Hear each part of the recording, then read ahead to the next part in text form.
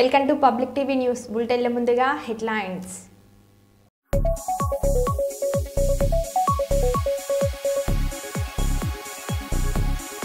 గర్భిణీ స్త్రీలకు మెరుగైన వైద్య సేవలు అందించండి జిల్లా కలెక్టర్ పి రంజిత్ బాషా.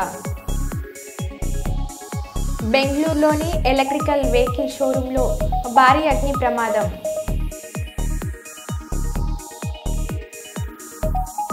పెద్దపల్లి జిల్లా అంతర్గం తహసీల్దార్ కార్యాలయంపై ఏసీబీ అధికారుల దాడి.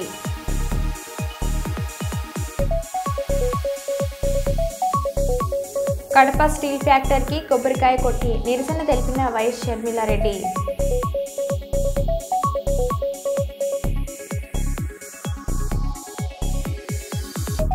స్కూల్ బస్సు బోల్తా 5 చిన్నారులకు గాయాలు.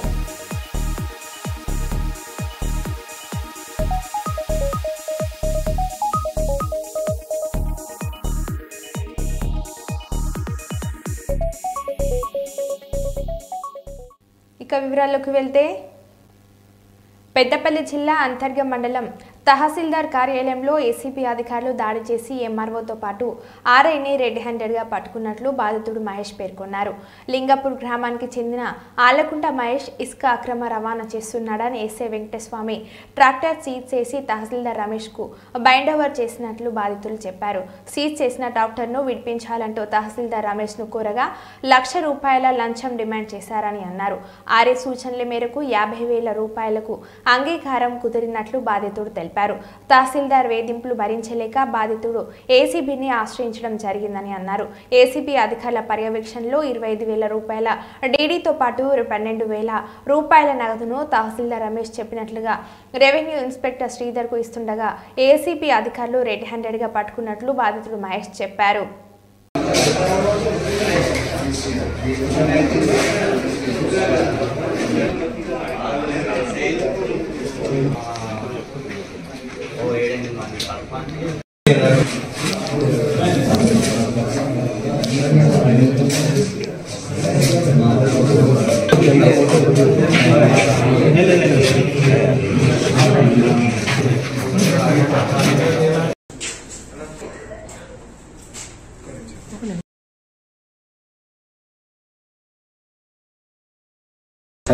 లింగపూర్ ఊర్లో దొరకబట్టి ఇంటి బండి తీసుకొచ్చి అంతర్గం పోలీస్ స్టేషన్లో ఇట్లా లంచం అడుగుతారని చెప్పి కొడితే వాళ్ళు ఏసీపీ నెంబర్ ఇచ్చారు సార్.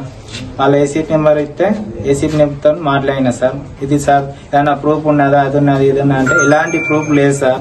నన్ను అడుగుతారు వాస్తవమే అంటే ఒక కానిసేపును పంపించింది సార్. వాళ్ళు సీసీ కెమెరా పెట్టారు, ఇవన్నీ పెట్టి మరి ఏం మాట్లాడతారో ఇల్లు పో అని చెప్పి అన్నారు సార్. పోయినా సార్ సీసీ కెమెరా ఇలా జోలో పెట్టుకొని 2 ఆడియో పెట్టిండు మీ ఇంటో అని చెప్పి అన్నారు సార్. ఇప్పుడు ఏసీబీ ఎన్నిసార్లు కలిసినా ఇదే ఫస్ట్ సరే, ఇంతకు ముందు కలిస్తే మళ్ళా ట్రై చేస్తామన్నారా? చెప్పిన వాళ్ళు ఎంబడే స్పందించిందా? చెప్పగానే మేమున్నా నీకు న్యాయం చేస్తాం అన్నారు సార్. ఎన్ని రోజుల క్రితం? 3 రోజుల క్రితం సార్. నీ న్యాయం చేస్తాం అని చెప్పి మాట్లాడారు. నీకు ఎలాంటి ప్రాబ్లం రాదు, నీ న్యాయం చేస్తాం అని చెప్పి మాట్లాడారు సార్. రాసి పంపిండు. కేసుకి 25,000 చొప్పున ₹1,00,000 పడుతుంది బాబు అని చెప్పి మాట్లాడి నిమ్మవారు సార్. ₹1,00,000 ఎట్లా పడుతుంది సార్ అది ఇదా అని చెప్పిన. ఆ ఫైల్ చూపెట్టాను సార్. 4 సార్లు దొరికిందా 10 సార్లు దొరికిందా సార్? నేను తెచ్చుకునేదే 1 రోజులు అవుతుంది బండి. ₹1,00,000 పైన ఎట్లా కట్టాలా సార్? నేను తెచ్చుకునే కొత్త ట్రాక్టరు ఎట్లా కట్టాలా సార్ అని చెప్పి మాట్లాడినా సార్. మాట్లాడితే అట్లా ఏం కాదు ఇంకా దెంగయ్య రాకు బండి కాడికి రాకు దెంగయ్య అని చెప్పి మాట్లాడింది సార్. ఎంఆర్ఓ సార్ మాట్లాడితే మేము వెళ్ళిపోయినా సార్. మళ్ళా 2 రోజులకు 3 రోజులకు మళ్ళీ వచ్చి రిక్వెస్ట్ చేసి దండం పెడతాక సార్ నీ కాలు ముక్తా సార్ అని చెప్పి సార్ని రిక్వెస్ట్ చేస్తే సార్ అన్నాడు కట్టుకొని రాపో ₹1,00,000 డీడీ కట్టుకొని రాపో. ఏ లెక్కలో కట్టాలి సార్ ₹1,00,000 డీడీ అని చెప్పి మళ్ళీ మాట్లాడినా సార్. మళ్ళీ పోయి మళ్ళీ 2 రోజులకు మళ్ళీ వచ్చిన సార్. చూడండి సార్ నేను గరిబో నేను చేసుకుంటే బతికటో అని ఇట్లా ఎందుకు మాట్లాడతారు సార్ అని చెప్పి మళ్ళీ వచ్చిన సార్. 25,000 డీడీ కట్టుకొని రాపో అన్నాడు. 25,000 డీడీ కట్టుకొని వచ్చినాలే మళ్ళీ పైసలు అన్ని 50,000 అని చెప్పి మాట్లాడింది సార్. 50,000 అంటే ఆర్ఐ సార్ కలిసిండు మాట్లాడినా సార్. చెప్పిరంట కదా సార్ ఆర్ఐ సార్కు 12,000 అని చెప్పి చెప్పిండు సార్. ఆర్ఐ పేరు శ్రీధర్ ఆర్ఐ సార్ పేరు శ్రీధర్. శ్రీధర్కు 50,000 తీసుకురా అని చెప్పి అన్నాడు. మళ్ళీ 50,000 50,000 తీసుకురా ఆర్ఐ సారు చెప్పింది సార్, తీసుకొచ్చిన సార్ అని చెప్పి ఆర్ఐ సారు అప్పుడే వచ్చిండు. సార్ సింహారావు సార్ని కలిసిన, మీకు చెప్పినట్ట కదా సార్ అంటే చెప్పిండు తే అని చెప్పి అన్నాడు. చేపింది సార్ పైసలు 12,000 రూపాయలు ఆర్ఐ చేతిలో ఇచ్చిన లెక్క పెట్టుకున్నాడు సార్. మా డీడీ పేపర్ 25,000 డీడీ పేపర్ను 12,000 లెక్క పెట్టుకొని 1 గంట సేపు వెయిట్ అయ్యి డీడీ మన రిలీజ్ ఆర్డర్ ఇచ్చేస్తా అని చెప్పి అన్నాడు సార్. గతంలో ఆయనకుండా ఏం లేదు సార్, మాకు ఫస్ట్ టైం, వీళ్ళకి మనకు ఏం ఇలాంటి సంబంధం లేదు. ఫస్ట్ టైం మండల ఆఫీస్ రావడం. 1,00,000 రూపాయలు ఏబిఎస్ వాడికి 4 సార్లు దొరికినారు ఈ డాక్టర్. మరి 4 సార్లుగా దొరకలేదు సార్, ఒక్కసారిగా దొరకలేదు. నేను తెచ్చుకొని 4 రోజులు టౌన్ లో ఉన్నది, 4 రోజులు నడిపించుకున్నా సార్. కొత్త డాక్టర్ సార్. నాది తహసీల్దార్ పేరేంటి? తహసీల్దార్ సార్ పేరు రమేష్ సార్. ఓకే. తహసీల్దార్ గారు డైరెక్ట్ మీకే చెప్పారా? నాకే చెప్పిండు. నాకు చెప్పిన శ్రీధర్ గారిని అడుగు, శ్రీధర్ని అడుగుపోయి శ్రీధర్ చెప్పిన, శ్రీధర్ మాట్లాడుతూ పో అని చెప్పి 50,000 అని చెప్పి అన్నాడు. సార్ చెప్పింది, శ్రీధర్ సార్ చెప్పింది సార్ అని చెప్పిన. సరే పో చెప్తే అన్నాడు.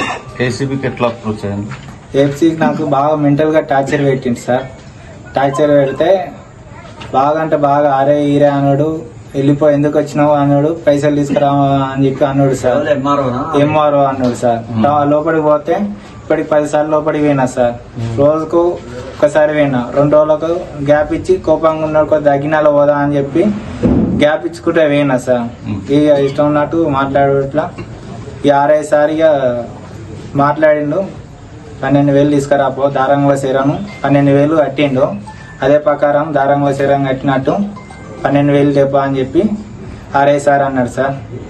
సరే సార్ అని చెప్పి శనివారం రోజు సరే తీసుకొస్తా సార్ అని చెప్పి చెప్పిన సార్. ఈరోజు ఎంఆర్ఓ సార్ ఈరోజు వచ్చిండు. సార్తో మాట్లాడినా. సార్ నమస్కారం సార్ అని చెప్పి మాట్లాడినా. 50,000 తీసుకొస్తే అయిపో కదా, 50,000 ఎందుకు ఇచ్చినావు అది అని చెప్పి మాట్లాడింది సార్. మాట్లాడితే ఆర్ఐ సార్ చెప్పింది సార్.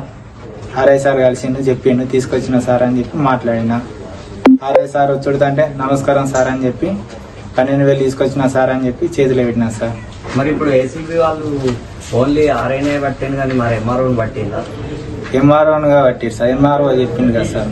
ఆర్ఐ అని కలిపి ఎంఆర్ఓ ఆర్ఐ చెప్పిన అని చెప్పి చెప్పిండు. ఇలా ఇంకో ఆర్ఐ ఏమన్నా ప్రమేయం? ఇంకో ఆర్ఐ ఏం లాంటి ప్రమేయం లేదు. ఈ ఆర్ఐ ఏదో స్టాఫ్ ఇంకెవరన్నా ఉన్నారా?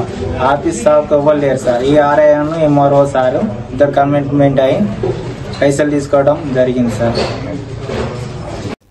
పెంచిన విద్యుత్ ఛార్జీలను తగ్గించాలని డిమాండ్ చేస్తూ భారత కమ్యూనిస్ట్ పార్టీ నిరసన చేపట్టింది. చంద్రబాబు నాయుడు ప్రభుత్వం ఛార్జీలు తగ్గిస్తామని హామీ ఇచ్చిందని, అయితే బదులుగా వాటిని పెంచిందని, ప్రజలపై 6,000 కోట్ల భారం వేసి మరో 11,820 రూపాయలు పెంచిందని యోచిస్తున్నారని రామకృష్ణ అన్నారు. ఇవాళ పెంచిన కరెంట్ ఛార్జీలు తగ్గించాలని డిమాండ్ చేస్తూ వామపక్ష పార్టీల ఆధ్వర్యంలో అసెంబ్లీ సమావేశాలు జరుగుతున్న సందర్భంగా ఇక్కడ నిరసన కార్యక్రమాన్ని చేపట్టడం జరిగింది. మరి గతంలో చంద్రబాబు నాయుడు గారు అధికారానికి రాకముందు చాలా స్పష్టంగా చెప్పడం జరిగింది. వారు అధికారంలోకి వస్తే రాష్ట్రంలో కరెంట్ ఛార్జీలు పెంచబోమని, పైగా వీలైతే తగ్గిస్తామని చెప్పి కూడా చాలా క్లియర్గా ఆయన చెప్పడం జరిగింది. కానీ ఇవాళ ఇప్పటికే 6,072 కోట్ల రూపాయల భారాన్ని ప్రజలపై, విద్యుత్ వినియోగదారులపైన మోపారు. రేపు డిసెంబర్ నెల నుండి వసూలు చేయబోతా ఉన్నారు.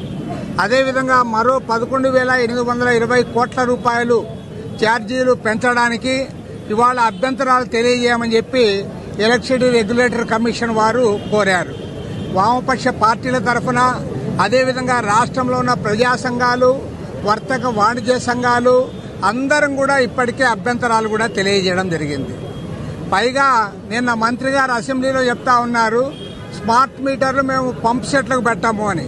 అంటే పంప్ సెట్లకు పెట్టామంటే దాని అర్థం ఇవాళ ఏవైతే గృహ వినియోగదారులు ఉన్నారో వాళ్ళందరికీ కూడా ఈరోజు మళ్ళీ స్మార్ట్ మీటర్లు పెట్టడానికి కూడా సిద్ధమవుతా ఉన్నారు.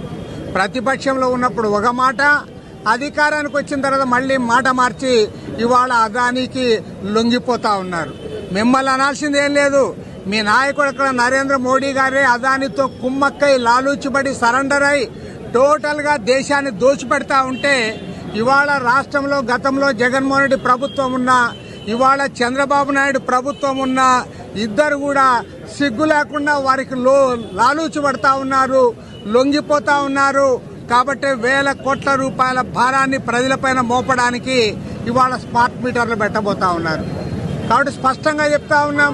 పైగా విద్యుత్ సంస్కరణలు అని చెప్పి మీరు అసెంబ్లీలో వాదులాడుకుంటా ఉన్నారు. ఇద్దరు కూడా అదే పని చేస్తా ఉన్నారు. ఇద్దరు కూడా అదానితో కుమ్మక్కవుతా ఉన్నారు.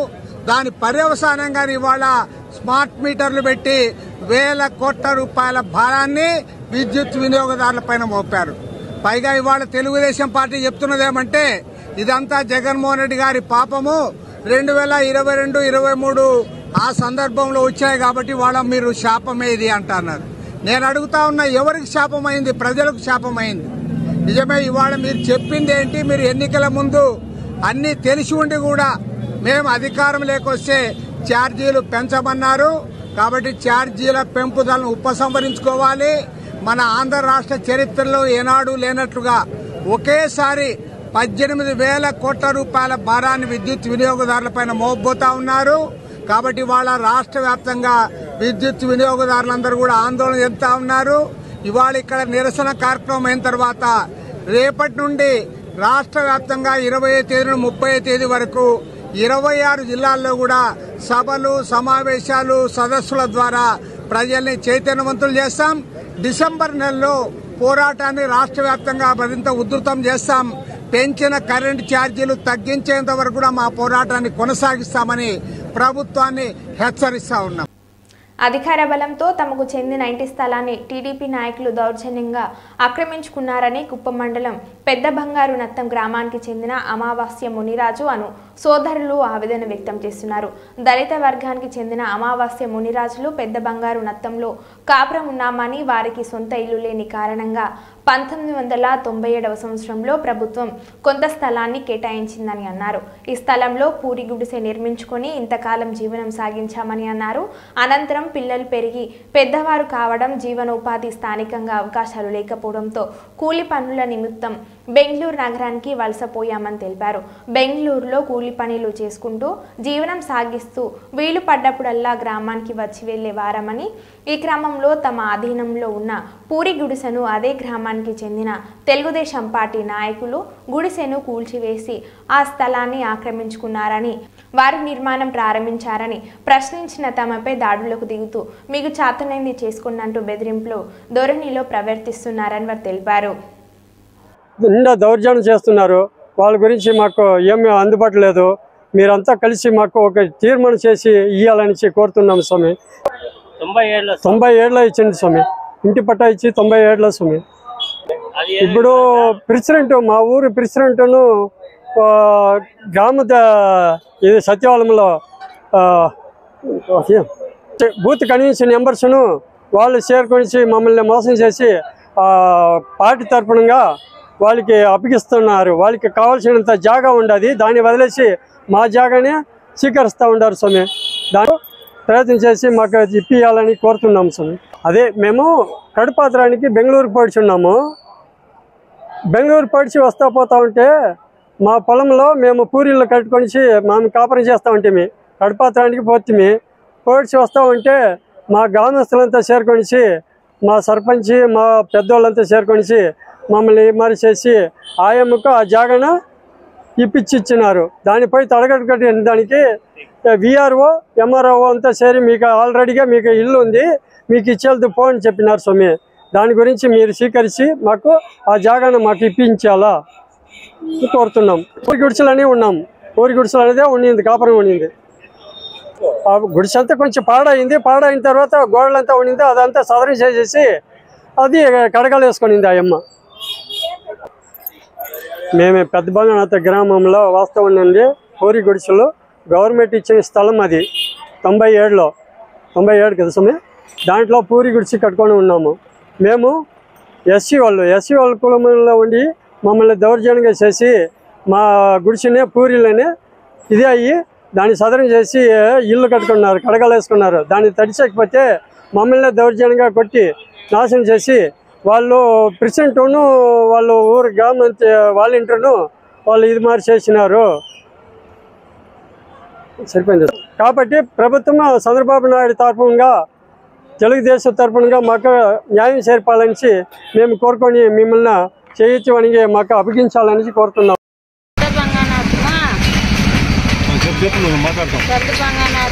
మేము గుడికి వేసుకొని 5-9 గుడ్లు కనుక్కొని ఆ గుడికి వేసుకొని చాలా బీదోళ్ళు స్వామి. మేము బెంగళూరు వెళ్ళిపోయింటే అట్లా ఉన్నోళ్ళు వాళ్ళ షాపోళ్ళు ఇట్లా వాడిని అంతా పెట్టేసి వాళ్ళ గొడవలకు వస్తారు. మేము అడిగేకపోతే మమ్మల్ని కొట్టేకి వస్తారు. మేము పోలీస్ కంప్లైంట్ ఇస్తుంది. మా మాట ఎవరు వినలేదు. వాళ్ళు పెద్ద వాళ్ళకి చెప్తే కొట్టేకే వస్తారు. మా పక్కల మాకు ఎవరు దాటలేదు. మేము చాలా బీదోళ్ళు, కూలి చేసేవాళ్ళు, మాకెవరు దిక్కులేదు. స్వామి మీరు దాన్ని న్యాయం చేయాలా? లేదు చంద్రబాబు నాయుడు మీరు దాన్ని మాకు న్యాయం చేయాలా? ఇది చేయాలా? అన్నమయ్య జిల్లా రాజంపేట టౌన్ సాయినగర్ 24వ వార్డు టీడీపీ సభ్యత్వ నమోదు కార్యక్రమంలో పాల్గొన్న రాజంపేట నియోజకవర్గం తెలుగుదేశం పార్టీ ఇన్ఛార్జ్ శ్రీ సుగవాసి బాలసుబ్రహ్మణ్యం. అనంతరం సుగవాసి సుబ్రహ్మణ్యం మాట్లాడుతూ సభ్యత్వం పొందిన కార్యకర్తలకు ఇన్సూరెన్స్ ద్వారా 5 లక్షల రూపాయల చెక్కును అందజేస్తుంది. అలాగే రాష్ట్రంలోనే మన రాజంపేట నియోజకవర్గంలో టీడీపీ సభ్యత్వాన్ని ఎక్కువ మంది కార్యకర్తలకు ఇప్పించి ప్రథమ స్థానంలో నిలపాలని మాట్లాడడం జరిగింది. అలాగే 100 రూపాయల సభ్యత్వానికి 5 లక్షల ఇన్సూరెన్స్ టీడీపీ సభ్యత్వం తీసుకుంటే మీ కుటుంబానికి అండగా ఉంటుందని అన్నారు. రాబోయే రోజుల్లో రాజంపేట నియోజకవర్గంలో రికార్డు స్థాయిలో సభ్యత్వాలు నమోదు చేయించిన మన రాజంపేట నియోజకవర్గాన్ని రాష్ట్రంలోనే నెంబర్ 1గా నిలపాలని అన్నారు. మున్ముందు తెలుగుదేశం పార్టీని మరింత బలోపేతం చేసేందుకు ఈ సభ్యత్వ నమోదు కార్యక్రమాన్ని ఊరూరా ఉద్యమంలో చేపట్టి ప్రతి కుటుంబాన్ని తెలుగుదేశం పార్టీ కుటుంబంలో సభ్యుడిగా చేర్పించాలని ఆయన మాట్లాడారు. దాదాపుగా 4 లక్షల మందిని సభ్యులుగా చేర్చుకోవాలనేది పార్టీ నిర్ణయం. 2 లక్షలు ఇప్పటికి దాటిన కొన్ని నియోజకవర్గాల్లో మన రాజంపేట కూడా ఒకటి. దాంట్లో మన రాజంపేట అసెంబ్లీ నుంచి మనం 57,000 నిన్నటితో పూర్తి చేసుకున్నాం. 2 లక్షలు పార్లమెంటు షేర్ అయితే 57,000 ఒక్క రాజంపేట అసెంబ్లీదే ఉంది.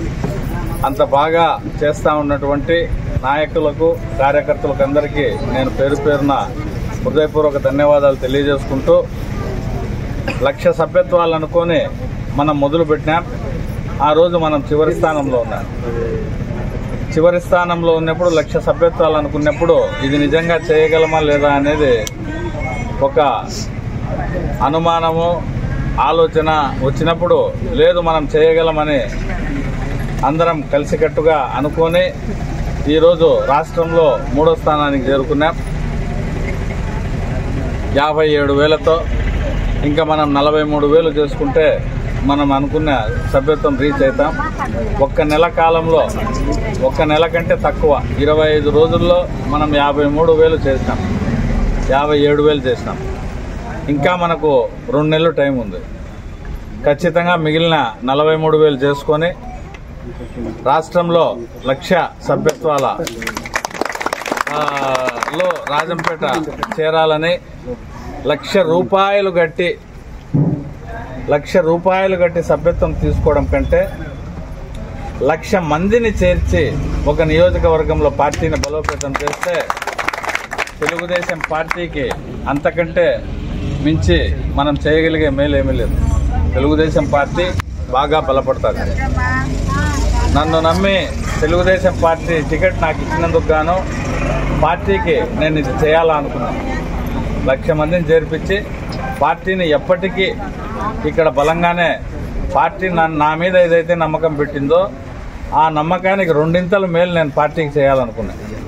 అందులో భాగంగానే మనం 1,00,000 సభ్యత్వాలు 1,00,000 మందిని చేర్పిస్తాము అనే ఆలోచనతో నేను చేసిన ఆలోచనకు సహకరిస్తూ ఉంటే మీ అందరికీ నేను మరొకసారి ధన్యవాదాలు తెలియజేసుకుంటూ రాబోయే నెలన్నర కాలం లోపల మనం ఆ టార్గెట్ కంప్లీట్ చేసి తెలుగుదేశం పార్టీని పూర్తిగా బలోపేతం చేస్తే ఇటువంటి పేద ప్రజలకు న్యాయం జరిగేది తెలుగుదేశం పార్టీ బలోపేతం అయితేనే. తెలుగుదేశం పార్టీ బలోపేతం కాకపోతే పోయిన 5 ఏళ్లు మీరు పొరపాటున ఓటేసి కొద్దిమంది ఏం జరిగింది అనేది మీ అందరికీ తెలుసు. ఎవరంటే వాళ్ళు అధికారంలోకి వస్తే పేదలను పట్టించుకునే వాళ్ళు ఉండరు. పట్టించుకోకుండా ఉండడమే కాకుండా వాళ్ళ ఆస్తులు కూడా లాక్కుంటారు. వాళ్ళకు అన్యాయం జరిగితే ఈ రోజు కూడా కొన్ని ఆఫీసులు ఇంకా సెటరేట్ కాలే. అన్యాయం జరిగితే వాళ్ళు పోయి చెప్పుకునేదానికి కార్యాలయాల్లో కొన్ని చోట్ల ఇంకా మనం స్ట్రీమ్లైన్ చేసుకోవాల్సింది చాలా ఉంది. ఇటువంటి పరిస్థితుల్లో ఎవరికంటే వాళ్ళకి అధికారం ఇవ్వకుండా ఒక మంచి రాజకీయ పార్టీలో అందరూ సభ్యత్వం తీసుకొని ఆ రాజకీయ పార్టీని అధికారంలో పెడితే ప్రజలకు జరిగే మేలు ఏమిటి, తెలియకుండా పొరపాట్లు చేస్తే జరిగే కీడు ఏంది అనేది పోయిన 5 ఏళ్లు చూసినాం. కాబట్టి ఆ పొరపాటు ఇంకా జరగనీయకూడదు. అందరూ మీ అందరినీ తెలుగుదేశం పార్టీలో సభ్యులుగా చేరమని మరొకసారి కోరుకుంటూ ముగిస్తున్నాను. రాజన్న సిరిసిల్ల జిల్లాలో గల ప్రముఖ పుణ్యక్షేత్రం వేములవాడ శ్రీ రాజరాజేశ్వరుని దర్శించుకున్న దేవాదాయ శాఖ కమిషనర్ ఈ శ్రీధర్ ఐఏఎస్. దేవాదాయ శాఖ కమిషనర్గా నూతనంగా బాధ్యతలు చేపట్టిన శ్రీధర్ ఐఏఎస్ ఈరోజు రాజన్నను దర్శించుకుని ప్రత్యేక పూజలు నిర్వహించారు. ఆలయ అర్చకులు కమిషనర్ను ఆహ్వానించారు. ఆలయ ఈవో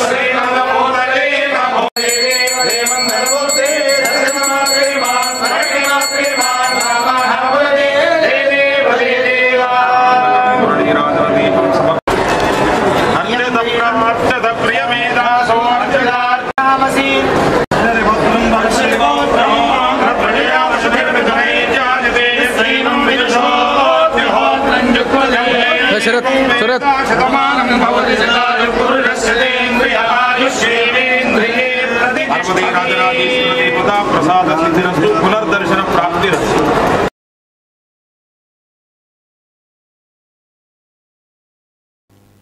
కర్నూలు జిల్లా ఎమిగనూరు పట్టణంలో సైబర్ నేరాలపై అవగాహన కార్యక్రమం. అవగాహన బైక్ ర్యాలీని జెండా ఊపి ప్రారంభించిన కర్నూలు జిల్లా ఎస్పీ శ్రీ జి బిందు మాధవ్ ఐపీఎస్ సైబర్ నేరాల పట్ల ప్రజలు విద్యార్థులు అప్రమత్తంగా ఉండాలని సూచించారు. మొబైల్ స్కోర్ చే తెలియని లింకులు క్లిక్ చేయవద్దని అన్నారు. ఏ బ్యాంకు వాళ్ళు ఓటీపీలు అడగరని అన్నారు. డిజిటల్ అరెస్టులు ఏమీ లేవు కావున సైబర్ నేరగాళ్లు చేసే మోసాలు నమ్మకండి. ఎవరైనా సైబర్ నేరాల బారిన పడితే సంఘటన జరిగిన వెంటనే 1930 నెంబర్కి డయల్ చేసి సమాచారం అందించారని అన్నారు. ఎగ్మడూరు పట్టణంలో పోలీసుల ఆధ్వర్యంలో సైబర్ నేరాలపై అవగాహన కార్యక్రమాన్ని నిర్వహించారు.